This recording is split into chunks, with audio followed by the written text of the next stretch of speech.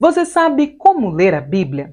Ler a Bíblia é um imperativo na vida de todo cristão, mas todo cristão que já se atreveu a ler a Bíblia sabe que lê-la não é assim uma tarefa tão fácil. Na verdade, ler a Bíblia pode ser uma tarefa bastante difícil, complicada, ainda mais para nós que somos leitores modernos do texto bíblico. Então hoje, com este vídeo, eu quero te apresentar um breve resumo do método indutivo de leitura bíblica, um método, uma ferramenta que vai auxiliar a sua leitura do texto bíblico e melhorar a sua compreensão da palavra de Deus. Então fique comigo e vamos lá.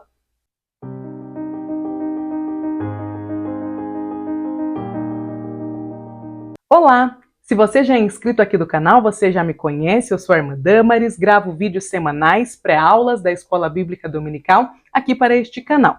E este é um vídeo comemorativo. Um ano atrás, eu disponibilizava a primeira aula da classe de adolescentes aqui no canal, no dia 15 de setembro de 2022, e hoje, um ano depois, eu estou gravando este vídeo como uma forma de agradecimento a todos vocês que chegaram aqui, alunos, professores, que me dão a honra de auxiliá-los na preparação de suas aulas da EBD. Então este é um vídeo em que eu vou explicar um pouquinho, apenas para auxiliar vocês a ler melhor e compreender melhor a Bíblia, a palavra de Deus, através de um método que eu gosto bastante, que eu comecei a usar lá no ano de 2015 e que hoje faz parte do meu dia a dia, da minha leitura diária da palavra de Deus. Estou falando do método indutivo de leitura bíblica. Vamos conhecer um pouquinho mais a respeito dele? Bom, eu deixei aqui na descrição deste vídeo uma mini apostila a respeito do método indutivo de leitura bíblica. Então ali você vai encontrar de forma um pouquinho mais completa os detalhes a respeito deste método, desta ferramenta para a sua melhor leitura da palavra de Deus.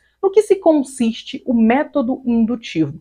Bom, nele nós partimos da Bíblia como fonte primária para o entendimento a respeito da Bíblia. Então nós utilizamos a própria palavra para entendê-la, para observar, interpretar e aplicar o que nós estamos lendo nas nossas vidas. Então, já falei aqui, não ia nem falar, mas já falei agora, os 3 passos do método indutivo são observação, interpretação e aplicação. Nós vamos entender um pouquinho a respeito de como isso funciona. Mas antes, eu gostaria de voltar, inclusive na apostila, eu deixei para vocês ali no antes de começar, alguns passos do que eu acho que é importante para que nós saibamos, antes de começar o nosso estudo bíblico, seguir algumas instruções para que a gente saiba como começar, por que continuar. Quantos de nós já não começamos a ler a Bíblia várias e várias vezes? Quantos de nós já não começamos a estudá-la e de repente paramos? A maior parte das pessoas que vêm falar comigo a respeito do estudo bíblico me dizem exatamente isso.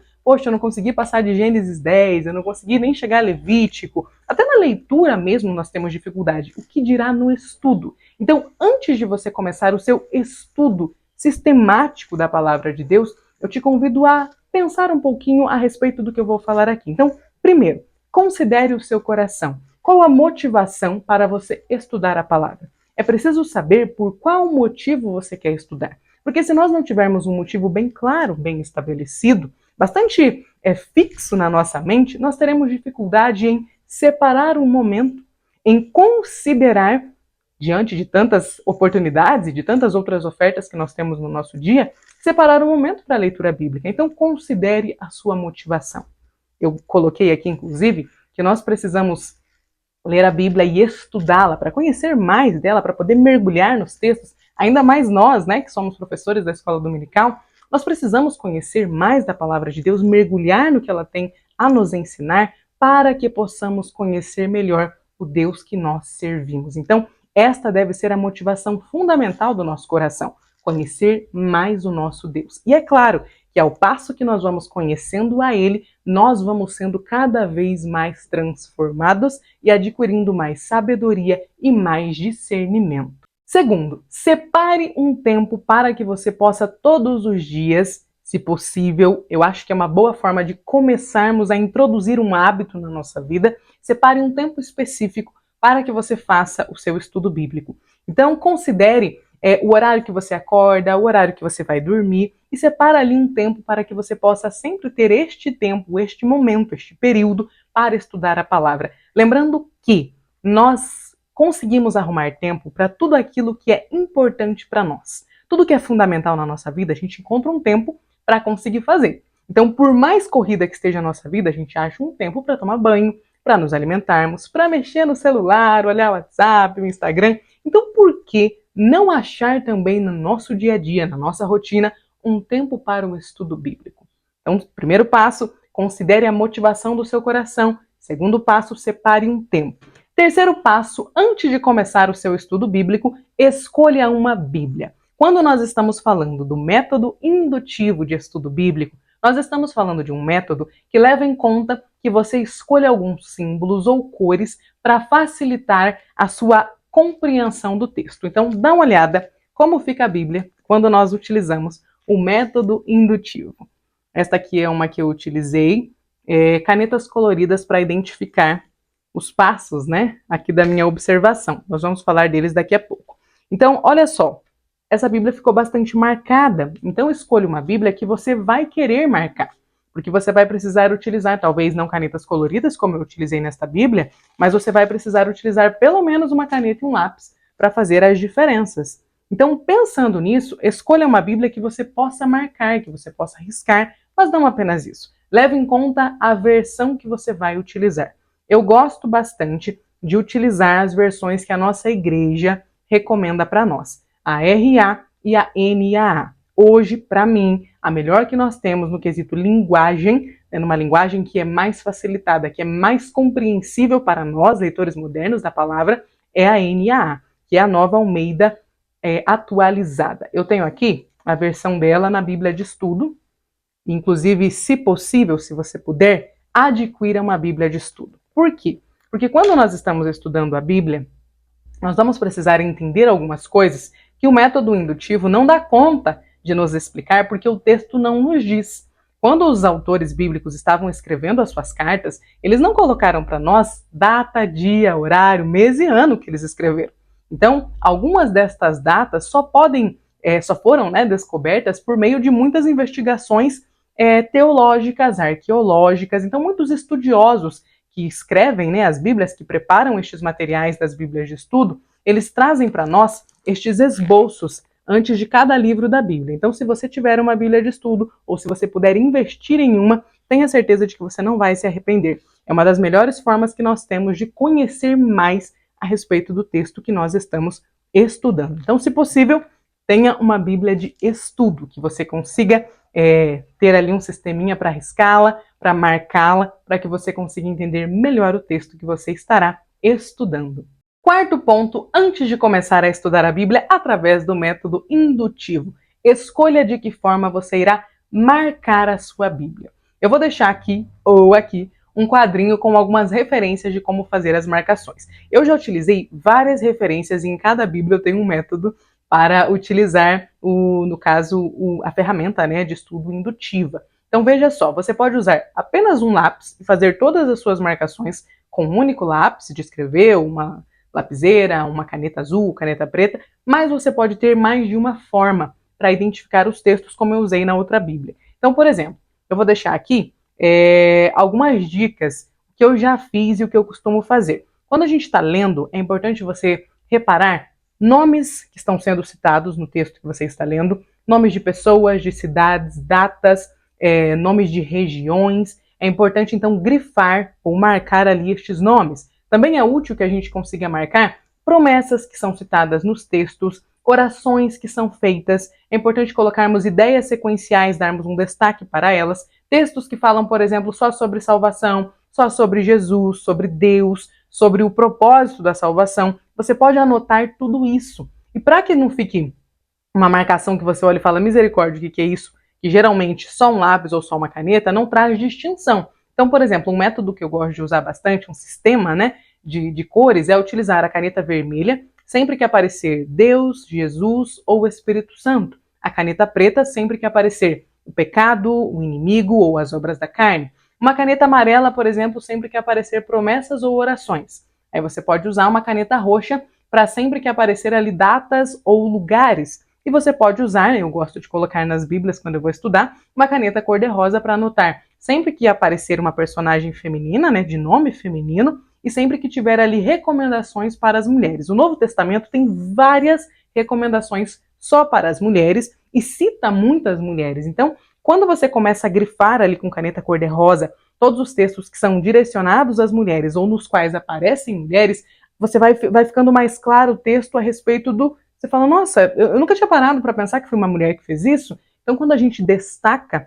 por isso que eu gosto muito desta ferramenta, deste método, quando você destaca o que é de mais relevante no texto, parece que as informações vão saltando aos nossos olhos. Então, você pode utilizar, escolher, né, uma forma, um sistema de como você vai fazer as anotações daquilo que mais chama atenção ao longo da leitura bíblica. Escolha o que for mais fácil para você. Como eu disse, eu tenho um sistema só para quando eu vou usar um lápis, eu sempre tenho um lápis para fazer a leitura, e um sistema para quando eu tenho várias canetas à disposição.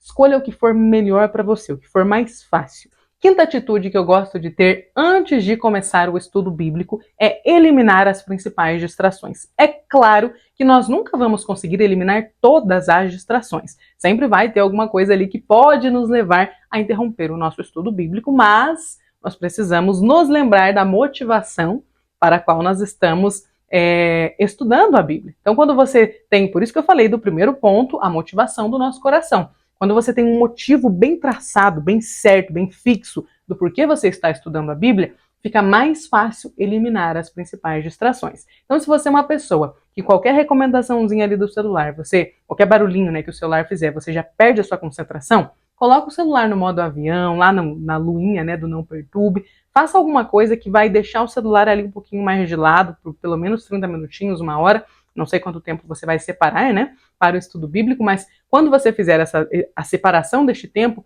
já tenta fazer este momento, escolher um período no qual você não tem tantas distrações, seja antes de ir para o trabalho, pela manhã, ou quando você chega à noite do trabalho e fala, antes de eu limpar a casa, fazer janta, eu vou estudar a Bíblia. Ou então, se você tem filhos pequenos, como é o meu caso, antes que eles acordem ou depois, né, que a sua criança for dormir, é um bom momento para que você possa estudar a Bíblia sem grandes distrações. Uma distração ou outra, vira e mexe a gente vai ter, mas se você conseguir eliminar as principais, vai ficar mais fácil fazer o seu estudo bíblico.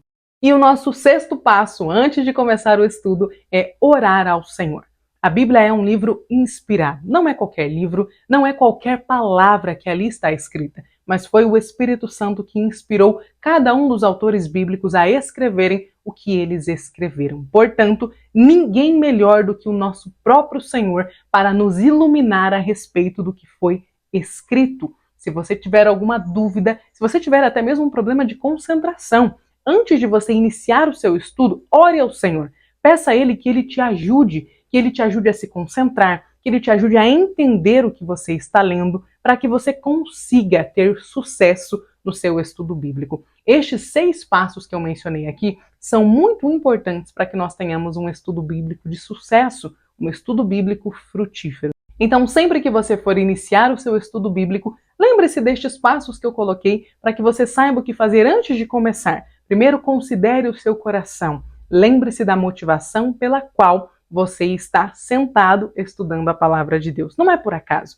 Tem um motivo. Lembre-se dele. Segundo, lembre-se do tempo que você separou, de qual foi o período que você escolheu para estudar a Bíblia. E tente cumpri-lo até o final. Se você separou ali 30 minutos, cumpra estes 30 minutos. Se você percebe que dá para esticar um pouquinho mais o estudo, 40 minutos, 1 hora, conforme você vai tomando gosto, o tempo vai aumentando, então considere ali o dia, veja como, se você tem possibilidade de estudar mais, ou às vezes falar, eu separei meia hora, mas hoje eu só posso 15 minutos. Não deixe de fazer o estudo bíblico. Lembre-se de considerar a sua agenda ali, o seu tempo disponível para que você tenha um bom estudo bíblico. Terceiro, considere a Bíblia que você tem. Então veja lá se você tem uma boa Bíblia para que você possa estudar. Tenha ela sempre ali por perto para que você consiga fazer o seu estudo. E o quarto ponto é considere o método que você escolheu para marcar a sua Bíblia. Talvez, quando a gente está começando, eu até estou sem o meu papelzinho aqui agora, eu esqueci de trazer, mas quando você separar ali alguns símbolos ou algumas cores, anota num post-it e utiliza, tenha sempre por perto,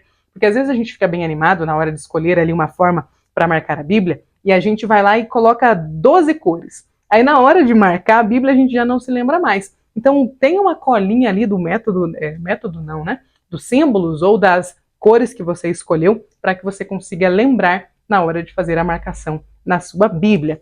Em quinto lugar, elimine as principais distrações e por último, lembre-se sempre de antes de abrir a sua Bíblia para estudá-la, ore ao Senhor e conte com a ajuda dele para que você consiga ler a palavra, estudar a palavra e mergulhar no que ela tem a nos oferecer.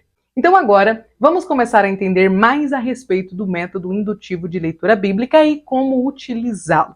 Lembra que eu falei que ele é um método que tem a Bíblia como fonte primária. Então nós precisamos olhar para o texto, nos lembrar das ferramentas que o método nos disponibiliza e então entender o que o texto está dizendo. É um método que busca facilitar a nossa compreensão para que a gente possa chegar à informação que o texto está nos passando, no caso o texto bíblico, sozinhos, sem que a gente precise de ajuda ou de outras pessoas lendo para nós. Então ele é um método que tem o objetivo de levar todos nós, leitores da Bíblia, a conseguirmos entender o que a Bíblia está nos dizendo sem que a gente precise necessariamente de alguém de fora nos ajudando. Então, se os irmãos me virem olhando para baixo, é porque eu estou olhando para a Bíblia, para o lado de cá ou para cá, é porque eu estou aqui com o computador, porque como eu disse, eu fiz aí a apostila para vocês e eu vou utilizar ela para falar certinho os pontos que eu anotei. Então, o primeiro ponto, o primeiro passo do método indutivo é a observação. Então, olha só, a observação pode ser resumida dessa forma.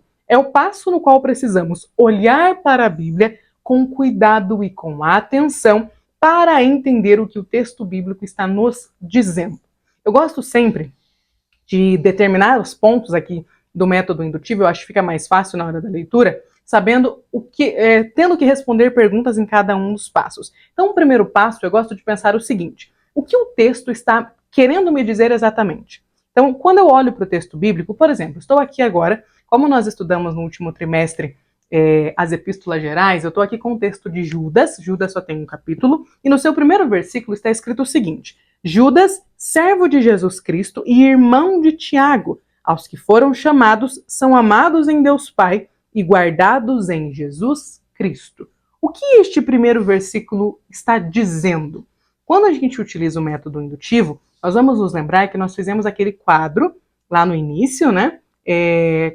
Escolhendo ali símbolos para que a gente pudesse marcar a nossa Bíblia. Então lembra que eu falei que eu gosto, quando eu estou só com lápis, eu tenho um método? Veja só, a gente leu agora aqui o texto de Judas e eu faria o seguinte, no ponto aqui, né, da observação. Eu olho para o texto e preciso entender o que o texto está me dizendo. Então, para isso, eu vou fazer algumas anotações para que fique mais clara as informações que estão aqui no texto. Então, olha só. Judas. Judas é uma pessoa, é um nome, letra maiúscula. Então, eu vou fazer o quê? Eu vou grifar o nome Judas. Vírgula. Aí está nos dizendo, servo de Jesus Cristo. Bom, o Judas era servo de Jesus Cristo. Vou grifar Jesus Cristo também. E ele traz mais uma informação a respeito de quem ele era. Irmão de Tiago. Aqui eu posso colocar um asterisco para perguntar para o texto bíblico, caso você seja um leitor iniciante, alguém que nunca leu a Bíblia, você vai pensar, nossa, quem é esse Tiago? Mas se você já é um leitor mais assíduo, se você sabe que Tiago tem uma carta escrita no Novo Testamento, que Tiago era irmão de Jesus Cristo, você vai falar, opa, então será que Judas também era irmão de Jesus? Porque se ele é irmão de Tiago, então ele também é irmão de Jesus. Asterisco aqui do lado e opa, quem é esse Tiago? Com esta aqui, ó, só neste primeiro pontinho, nós respondemos quem foi que escreveu este texto. Então, quem é o autor? Judas. Ele mesmo se identificou como o autor desta carta.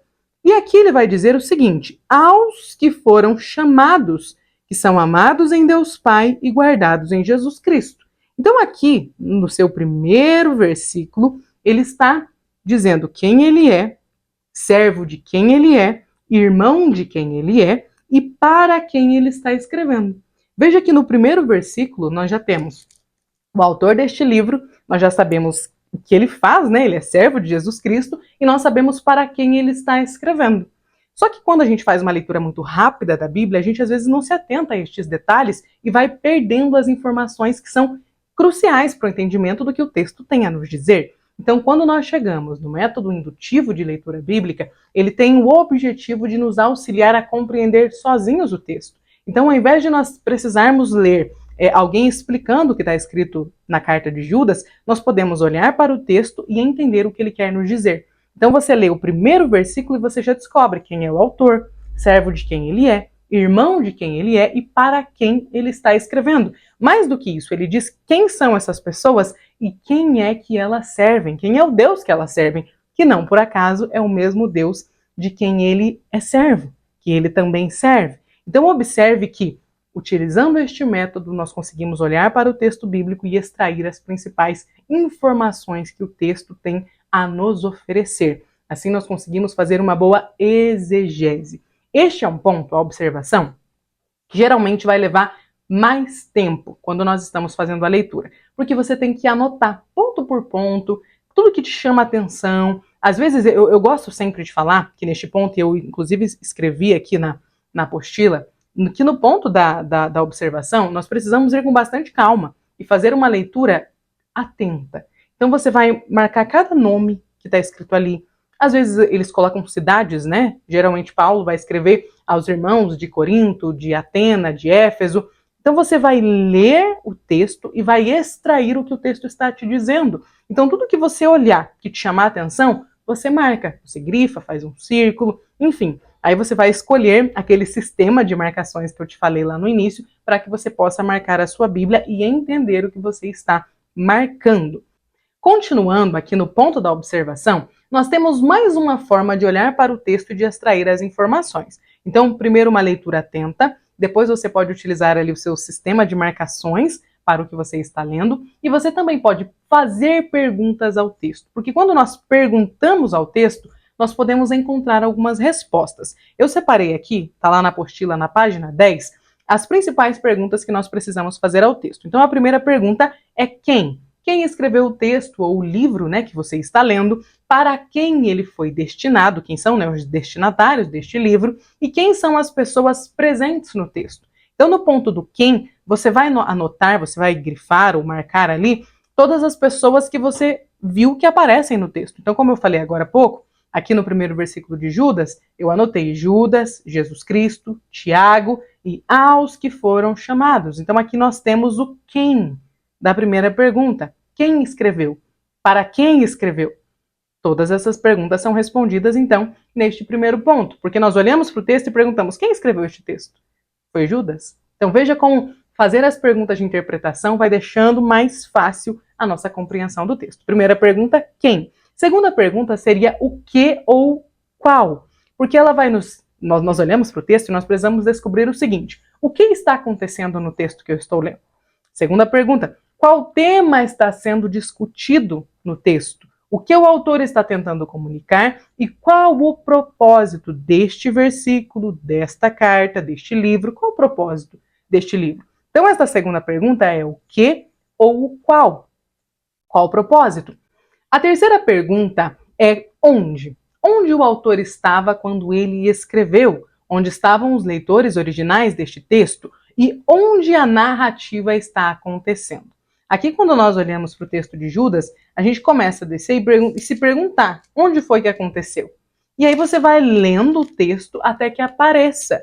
Às vezes, o texto nos diz, às vezes é um ponto de interrogação. Às vezes a gente não sabe onde o autor estava. Por exemplo, quando nós vamos ler o Pentateuco, nós sabemos que foi Moisés quem escreveu o Pentateuco, os 5 primeiros livros da Bíblia, mas nós não sabemos exatamente onde ele estava quando ele escreveu todos aqueles livros.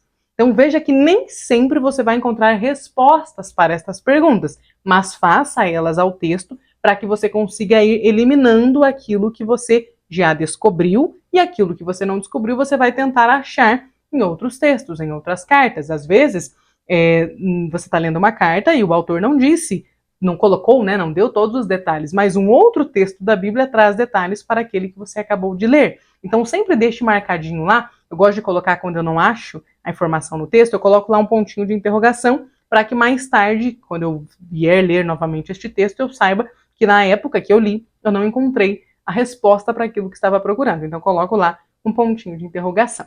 Nós temos a quarta pergunta, que é quando? Quando os eventos do texto ou do livro aconteceram e quando o autor escreveu? Esta é uma pergunta que nós nem sempre vamos encontrar, como eu falei, quando nós estamos lendo o texto bíblico, porque os autores, eles não colocaram lá a data, o mês, o ano e o horário que eles escreveram. Então é aí que entra a importância de uma boa Bíblia de estudo. Aqui na Bíblia NA, a de estudo, nós temos, como eu falei, essa introdução em cada um dos livros. Então aqui no texto de Judas, a própria introdução vai nos dizer o autor e o título, E isso nós encontramos através do método indutivo da leitura. Só que a data de quando foi escrito não é algo que a gente consegue encontrar no método, porque, como eu falei, não está escrito no texto. Então, se você tiver uma Bíblia de estudo, você vai conseguir encontrar essa informação. Aqui, por exemplo, está dizendo que dada a escassez, né, de evidências externas, Judas pode ser datado em meados dos anos 60 depois de Cristo. Por que a gente sempre fala aproximadamente? Porque sempre está escrito, né, pode ser, provavelmente foi nesta data, porque nós não temos uma precisão. Os estudiosos da Bíblia, arqueólogos, teólogos, as pessoas que se dedicam a pesquisar o texto sagrado, nem sempre eles conseguem informações precisas, mas informações próximas. Então você vai conseguir ali, a respeito do quando, encontrar uma data aproximada, caso você tenha uma Bíblia de estudo aí na sua casa. Nós temos agora a quinta pergunta. Por quê? Por que este texto, ou este livro, ou este versículo foi escrito? É uma pergunta que nós precisamos fazer para o texto. Por que Judas escreveu uma carta com um único capítulo? E aí nós chegamos aqui, como eu falei, nem tudo a gente vai conseguir rapidinho no texto, mas algumas informações estão bem claras. Aqui no caso do terceiro versículo da carta de Judas, ele vai dizer assim: Amados, quando eu me empenhava para escrever-lhes a respeito da salvação que temos em comum, senti que era necessário corresponder-me com vocês para... Aqui está o porquê de Judas ter escrito a carta. Para exortá-los a lutar pela fé, que uma vez por todas foi entregue aos santos. Então, por que Judas escreveu esta carta? Para exortar os destinatários originais desta carta a lutar pela fé. E aí ele descreve que fé é essa? A fé que uma vez por todas foi entregue aos santos. Então perceba, quando nós seguimos estas perguntas, vai ficando mais fácil entender o que o texto está nos dizendo. E a última pergunta é como? Como os eventos do texto ou do livro estão sendo narrados? Como tal evento aconteceu? Como o escritor tenta persuadir os ouvintes da verdade? Este como, ele é mais amplo. Então você precisa fazer uma leitura completa, seja do livro ou do texto que você está estudando. Às vezes a gente está estudando lá 2 capítulos específicos da Bíblia, ou às vezes um versículo só. Então você leia atentamente para que você tente encontrar o como. Como o autor tenta dizer, olha, façam isso por causa disso. Você lê todo o texto e você vai entender, vai chegar na resposta do como. Então as perguntas que você precisa fazer ao texto são: quem, o que ou qual, onde, quando, por quê e como. 6 perguntas que vão te ajudar bastante a entender melhor o texto sagrado. Como eu falei, eu estou olhando para cá por conta do computador, tá? Nós temos agora o próximo passo. Então o primeiro passo é observar o texto. E aqui, leve o tempo que for necessário, tá? Leia atentamente, leia devagar, leia em mais de uma versão da Bíblia. É muito importante ter mais de uma versão para que você possa comparar o que os textos estão dizendo. Então, se você tem lá a sua Bíblia, ela é a ARC, Almeida Revista e Corrigida, tenha também uma Bíblia da NAA ou NVI, a NVT, para que você possa ter versões diferentes da palavra, para que você entenda melhor o que os textos estão querendo dizer. Nós temos então o segundo ponto, que é o ponto da interpretação. Depois que nós descobrimos o que o texto está nos dizendo, lá na observação, nós precisamos entender o que significa o que o texto está nos dizendo.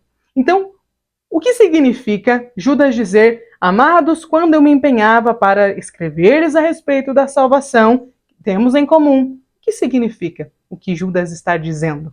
Aqui é o ponto em que nós vamos interpretar. E não há como interpretar bem um texto sem que nós tenhamos passado um bom tempo nele. Então é por isso que a observação precisa ser atenta e pode ser bem longa. Você pode ficar ali dias, horas, o tempo que for, apenas observando, apenas registrando, apenas olhando atentamente para o texto. Dentro do ponto da interpretação, nós podemos ter pelo menos 2 barreiras. Primeiro, a barreira do idioma e segundo, a barreira cultural.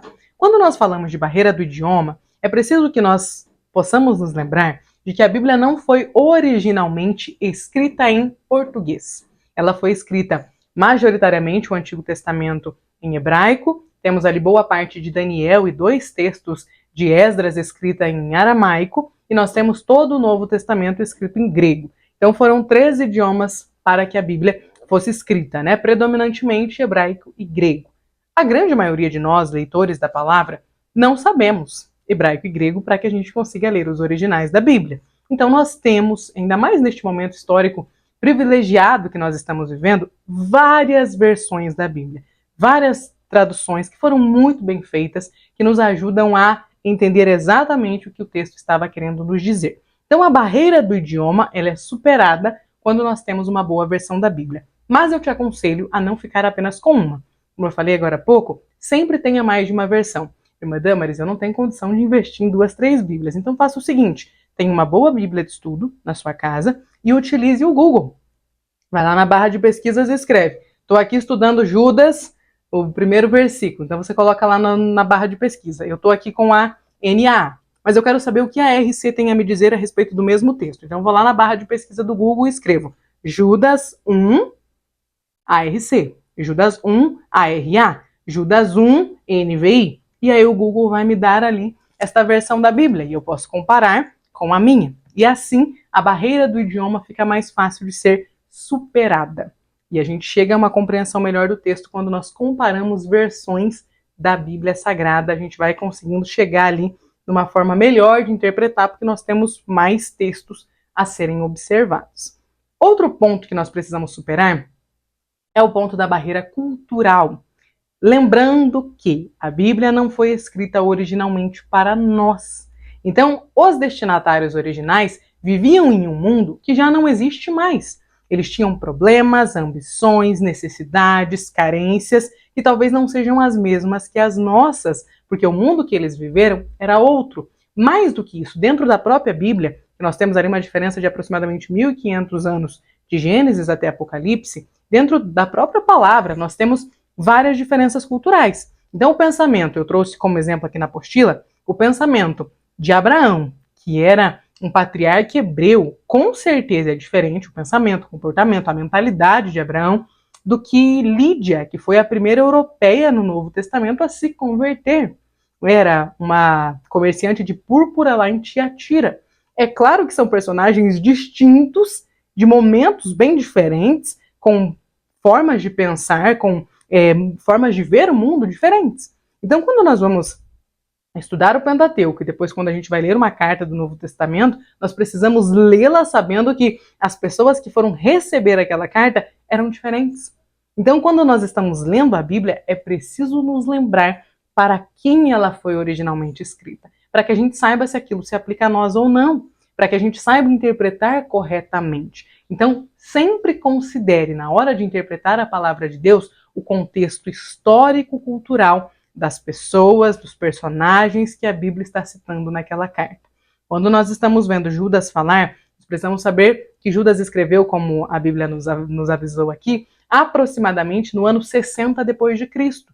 Então, o que estava acontecendo? Qual era o contexto? Bom, no ano 60 depois de Cristo, os romanos e o povo hebreu já estavam ali com as relações bem estremecidas, mas ainda não tinha ficado tão feia a coisa, porque o templo só foi ser destruído no ano 70. Então, as relações não eram das melhores, mas ainda não estavam estremecidas a ponto de iniciar uma guerra.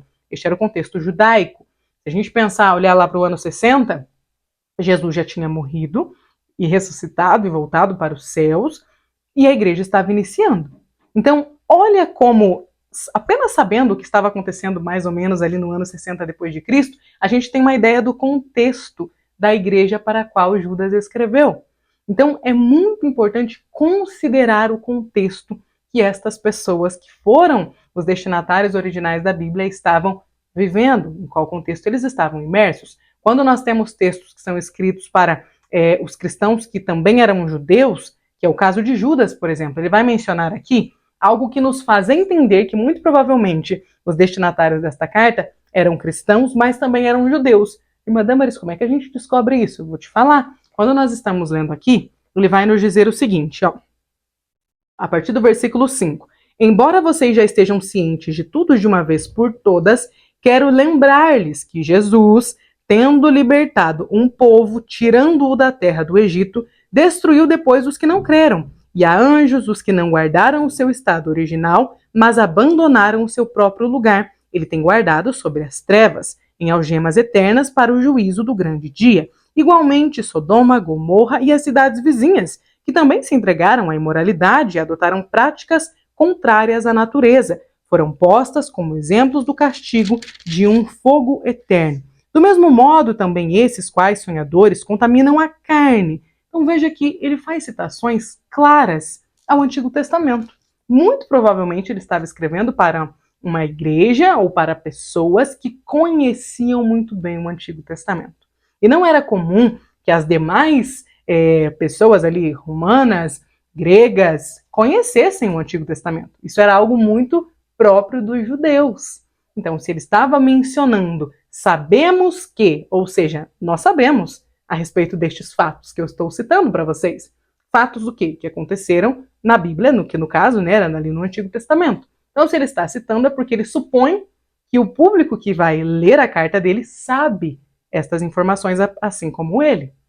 Olha só como, através destes detalhes que a Bíblia vai nos mostrando, nós conseguimos chegar a uma boa interpretação. Então, ler atentamente a Bíblia, que é o nosso primeiro ponto, né, que é a observação do texto bíblico, é importante para que a gente consiga fazer uma boa interpretação. Como eu falei, a boa interpretação consiste em superar a barreira do idioma e a barreira cultural. Na apostila, eu coloquei lá na página 13 o seguinte: para interpretar corretamente a Bíblia, lembre-se de fugir dos achismos.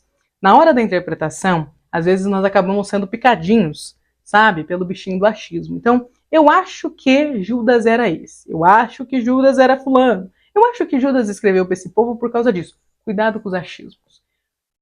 A Bíblia nunca vai se contradizer. Então, o texto que a gente está lendo, se às vezes ele te trouxe uma dúvida, que você fala, nossa, mas isso aqui parece que não condiz com a doutrina da salvação. Então, leia de novo, leia de novo, leia de novo e comece a ampliar a sua leitura. Então, se você ficou com dúvida do texto do versículo 8, do primeiro capítulo, né? Só tem um capítulo, desculpa. Aqui do capítulo de Judas, então você vai ler o versículo depois, leia o 9. Continua sem entender, leia o 7. Damaris, ainda não entendi, então leia o 5, o 4, 3, leia todo o capítulo, para entender melhor o que o texto está querendo te dizer. Damaris, ainda não faz sentido, então vai ampliando a sua leitura, para que você entenda o que o texto está querendo dizer. Mas, lembre-se de algo. Nós não vamos entender todas as nuances, detalhes e características do texto bíblico em uma única leitura. O estudo bíblico ele é algo para nós termos e fazermos por muitos anos, aliás, por toda a vida. Então não queira descobrir tudo o que o texto tem a te oferecer em uma única leitura que você se sentou lá, está estudando a Bíblia faz 40 minutos. Calma, tenha calma. Leia, leia de novo, fala, não entendi. Anota a data, coloca ali, não entendi o ponto tal, e parte para o próximo texto. Mais para frente, você vai ler mais da Bíblia, você vai conhecer mais da palavra, e talvez só nessa leitura você entenda aquilo que você não conseguiu entender na leitura inicial. Ou, quem sabe, daqui a um ano, você vai ter mais contexto histórico do Novo Testamento ou do Antigo, do texto que você está lendo, para que você entenda aquilo que ficou, aquela dúvida que ficou para trás. Mas o importante é, não se apegue aos achismos. E mais do que isso, eu até coloquei o seguinte: faça as seguintes perguntas para interpretar bem a Bíblia. Primeiro, a minha interpretação ela é coerente com o todo? Então não se baseie em 1 ou 2 versículos da Bíblia para levantar uma doutrina, mas veja se aquilo é coerente com todo o capítulo. Mais do que isso, se é coerente com toda a palavra de Deus. A Bíblia não vai se contradizer. Então, observe se o que você está lendo, se a sua interpretação do que você leu condiz com toda a palavra de Deus. Segunda pergunta: a minha interpretação leva em conta o contexto histórico-cultural? Como eu falei agora há pouco, o contexto para quem a Bíblia foi escrita era outro, era um mundo diferente do nosso. Os próprios mundos dentro da Bíblia, aproximadamente 1.500 anos de distância do Gênesis ao Apocalipse, são mundos diferentes, são mundos distintos. Quando nós começamos a ler a Bíblia, nós estamos diante de um país que é uma grande potência, que era o Egito. Quando nós finalizamos a leitura bíblica, nós estamos diante de outro país que é uma grande potência, que é Roma, de outra nação. Então, observe como, mesmo dentro da Bíblia, os tempos vão mudando. Então, é importante considerar o contexto histórico-cultural daquilo, do versículo, do capítulo, do livro que nós estamos fazendo a leitura. E a terceira pergunta que eu gosto de fazer é a seguinte: a minha interpretação ela é coerente com o que a igreja cristã diz ao longo da história? Sabe por quê? Porque às vezes a gente fica meio emocionado na hora de estudar a Bíblia. Aí você lê alguma coisa e fala, nossa, descobri uma revelação nova. Não vamos descobrir nenhuma revelação nova lendo a Bíblia. Não vamos. A Bíblia já foi revelada. O Espírito Santo já revelou a Bíblia. Hoje ele nos dá iluminação, mas revelação não mais. Então nós contamos com a ajuda dele para que a gente entenda o que o texto quer nos dizer, o que o texto está nos dizendo. Mas nós não contamos com o Espírito Santo para que ele nos revele algo de novo. Ele nos ilumina para entendermos o que já foi revelado. E tem uma frase do Gordon Fee e do Douglas Stuart, que são os autores deste livro que eu quero deixar aqui de indicação para vocês, que é o livro Entendes o que Lês. É um livro fantástico para melhor compreensão da palavra de Deus. Então, se você tem o desejo de saber mais da palavra, de mergulhar mais a fundo, de ser um professor melhor da escola dominical, porque lê melhor a palavra de Deus, eu recomendo que você faça a leitura deste livro. Então, estes autores, o Gordon Fee e o Douglas Stuart, eles dizem o seguinte: o alvo da boa interpretação não é a originalidade, não se procura descobrir aquilo que ninguém jamais viu.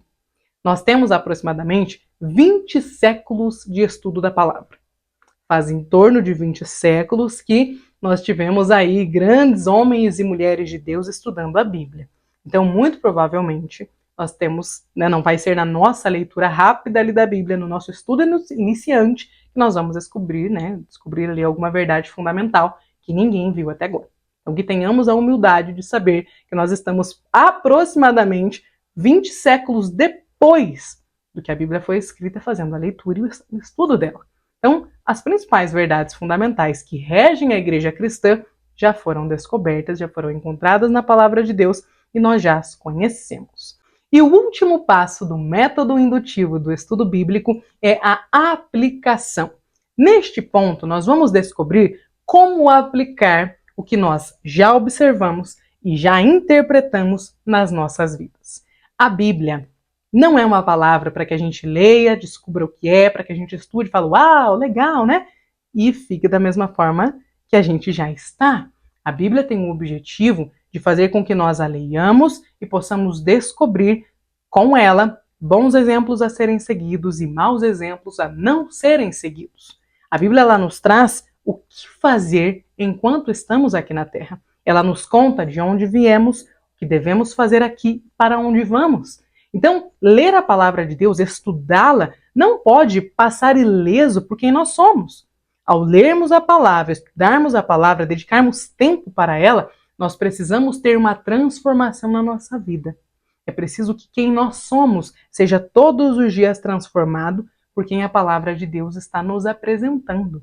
A Bíblia nos revela quem é Deus em detalhes. E conhecer mais de Deus implica em transformar quem nós somos todos os dias, cada vez mais e mais. Eu deixei aqui o texto de Tiago, lá no capítulo 1 de sua carta, de sua epístola, dos versículos 23 ao 25, que nos diz assim, veja só, porque se alguém é ouvinte da palavra e não praticante, assemelha-se ao homem que contempla, num espelho, o seu rosto natural, pois a si mesmo se contempla e se retira, e para logo se esquece de como era a sua aparência. Mas aquele que considera atentamente na lei perfeita, lei da liberdade, e nela persevera, não sendo ouvinte negligente, mas operoso, praticante, esse será bem-aventurado no que realizar. Nós precisamos ser ouvintes da palavra de Deus, estudantes da palavra de Deus, que estão dispostos a aplicá-la no nosso cotidiano. Então, lendo a palavra de Deus, nós precisamos chegar à seguinte pergunta dentro do ponto da aplicação. Como eu devo responder ao que observei e interpretei? E eu coloquei aqui algumas perguntas que os irmãos podem fazer. Está lá na página 15 da apostila. Há um pecado que eu preciso abandonar? Depois de ler e estudar a carta de Judas, por exemplo, que pecado eu preciso abandonar? Talvez você vai olhar e falar, nenhum, tá tudo certo. Já li, nada do que dos pecados que eu infelizmente acabo cometendo estão dentro do que eu acabei de ler. Então, neste ponto, eu não tenho nada a mudar. Segunda pergunta, há uma esperança na qual preciso me agarrar? Do que eu li, Qual promessa a Bíblia está me citando aqui na carta de Judas? Existe alguma esperança que a palavra está me trazendo na qual eu preciso me agarrar? Terceira pergunta, há um exemplo que eu preciso seguir? Quarta pergunta, há um exemplo que eu preciso deixar de seguir? Quinta pergunta, há uma oração que eu preciso começar a fazer? Sexta pergunta, o que essa passagem me ensinou sobre Deus, sobre o caráter de Deus? E sexta pergunta, como essa passagem altera a pessoa que eu sou hoje? Porque às vezes nós estamos lendo a Bíblia quando somos novos convertidos. E ali nós ainda temos um longo caminho a percorrer de transformação. Mas às vezes nós já somos cristãos mais maduros e já temos uma boa caminhada com o Senhor, uma boa caminhada de transformação, já abrimos mão de grande parte dos pecados que nos acorrentavam. Então, a nossa forma, de olhar para a passagem, dependendo do período da vida de caminhada com Deus que nós estamos, ela é diferente. E é por isso que ela é individual, é particular. E a aplicação dos textos que nós lemos, eles são diversos. Cada um de nós podemos olhar para a carta de Judas e entendê-la de uma forma no sentido da aplicação. Não que o texto quer dizer várias coisas, não é isso. É que quando eu estou aplicando, eu considero a minha vida. Talvez você está lendo a carta de Judas e você é uma pessoa que precisa corrigir alguns dos erros que esta carta nos aponta. Talvez você é alguém que já corrigiu estes erros. Então, a sua forma de aplicar este texto será diferente da forma com que eu vou aplicar. Deu para entender este ponto? Então, eu espero que este vídeo e esta apostila que eu deixei aqui na descrição deste vídeo possa te ajudar a melhorar a sua leitura da palavra de Deus. Eu coloquei na introdução e também aqui no finalzinho, na conclusão, o seguinte.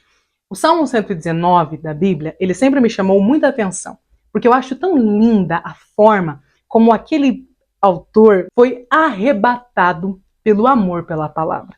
Ele vai dizer que ele tem prazer nos preceitos do Senhor. Ele vai falar como eu amo a tua lei, Senhor. Ela é a minha meditação todos os dias.